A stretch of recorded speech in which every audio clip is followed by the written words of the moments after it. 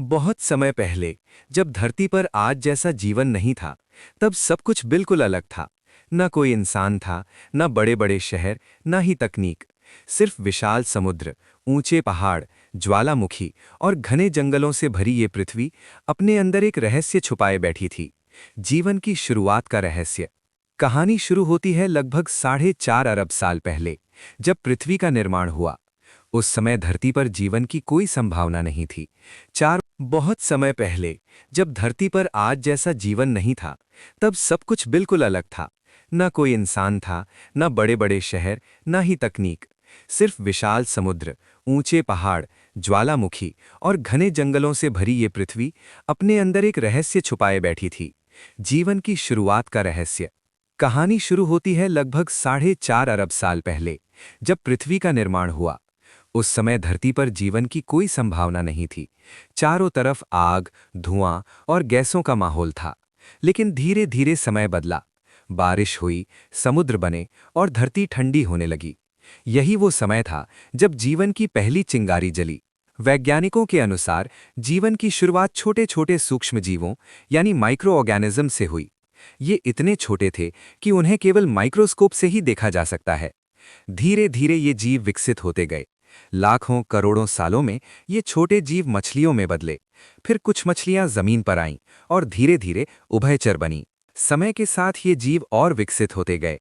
सरीसृप, फिर पक्षी और स्तनधारी बने। इसी विकास की लंबी प्रक्रिया को विकासवाद कहा जाता है। अब कहानी का सबसे महत्वपूर्ण हिस्सा आता है, मानव की उत्पत्ति। लगभग 70 लाख साल पहले कुछ ऐसे जीव अस्तित्व में आए जो बंदरों जैसे दिखते थे, लेकिन पूरी तरह बंदर नहीं थे। इन्हें प्राइमेट्स कहा गया। ये धीरे धीरे विकसित होते गए और इनमें से कुछ ने सीधा चलना शुरू किया। ये एक बहुत बड़ा बदलाव था। लगभग 20 लाख साल पहले होमो हैबिलिस नामक प्रजाति आई, जिसने पहली बार औजार बनाए। इसके बाद होमो इरेक्टस आया, जिसने आग का उपयोग करना सीखा। आग ने इंसानों के जीवन को पूरी तरह बदल दिया।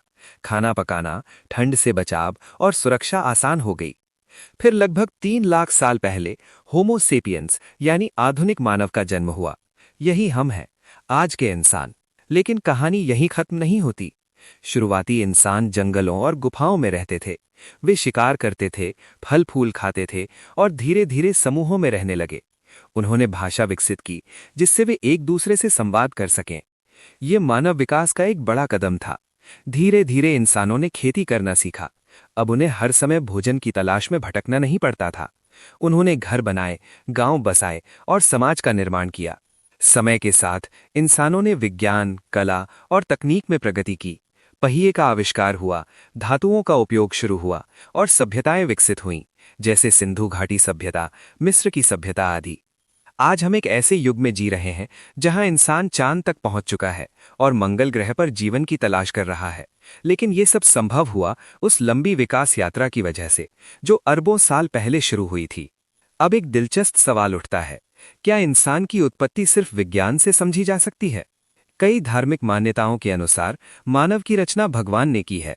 अलग अलग धर्मों में अलग अलग कहानियां हैं, जैसे हिंदू धर्म में मनु और शत्रुपा की कथा, इस्लाम में आदम और हव्वा की कहानी।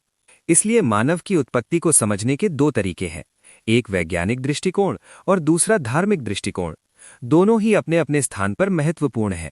लेकिन एक बात साफ है, मानव की यात्रा बहुत लंबी और संघर्षपूर्ण रही है।